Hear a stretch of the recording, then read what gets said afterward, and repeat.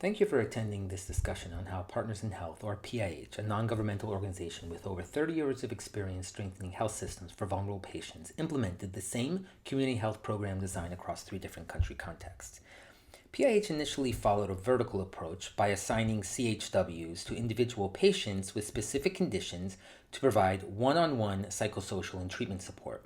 Starting in 2015, PIH-Malawi redesigned their CHW assignments to focus on entire households, thereby offering the opportunity to address a wider variety of conditions in any age group, all with a focus on working towards effective universal health coverage. By focusing on houses instead of sole patients, the goal is that our CHW colleagues will be able to better attend to all people in the community regardless of age or vertical program. In addition to investments in the community health program, PIH has seen firsthand that investments in comprehensive, high-quality primary care are indispensable. CHWs connected to this type of health system can provide patients with a powerful bridge to higher levels of care, including up to tertiary care and emergency services. After the PIH team in Malawi adapted this approach for PIH, including relevant programmatic architecture, they worked with community health leadership in Liberia and Mexico, both remotely and on-site, to adapt these plans for their contexts, and then to co-write this article for Global Health Science and Practice. A word on each context. Malawi is one of the poorest nations on the planet, and PIH began working in the remote district of Nano in 2007 to support the Ministry of Health's HIV and TB efforts. This included building 2 government hospitals, revitalizing several facilities, supporting a wide network of CHWs. In 2016, they started transitioning their CHW program to the household model and are currently analyzing a stepwise randomized trial of the program. Liberia is also one of the poorest nations on the planet, and PIH began working in Liberia in response to the Ebola epidemic of 2014-16.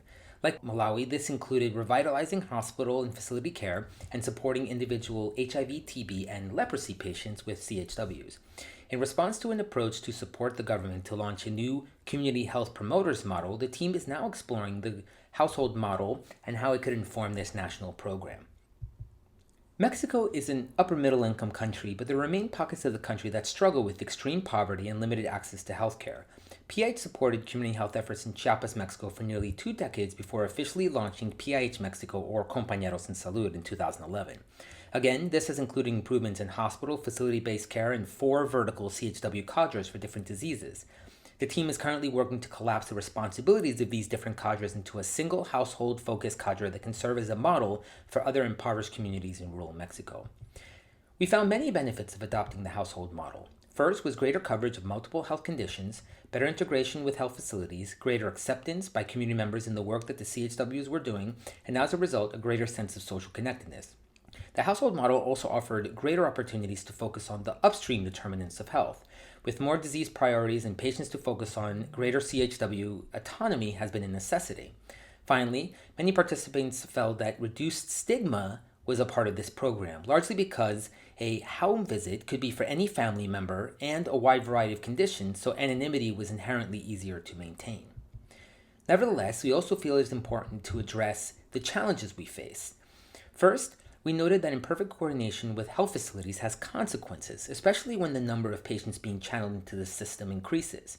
We also noted unanticipated salary challenges. For example, all teams are committed to paying CHWs, but this usually requires an increase in budgetary and regulatory needs that requires ongoing negotiation. Inevitably, there are always transition pains, but these were often addressed by making iterative changes to the program based on CHW feedback. And finally, new volumes of data can be managed with new digital health solutions. Therefore, we consider these top lessons learned from this experience. First, recruit effectively with an eye for growth. It is important to be sure that CHWs recruited are the right people for the job, especially as the job changes and grows. Integrating CHWs into the health system is something that should be worked on consistently. Similarly, it is important to discuss and address salary expectations early. Also, expand CHW autonomy while building functioning support systems and accept that trade-offs are inevitable. For example, new priorities and new tasks should be balanced with new supports for the CHWs. And finally, cross-national learning is best done on-site. We were all able to learn from each other and build these working relationships because we were able to visit each other's projects. Being on-site with each other physically, walking in each other's shoes, allowed us a very powerful mechanism to see what really could work and would not work in our own programs. So thank you for listening to our presentation. We'll leave you with these final considerations. Use an iterative approach, but stay grounded in sound operational judgment, And our goal is that this experience offers important lessons for how polyvalent community health worker programs can best support achieving universal health coverage. Thanks so much.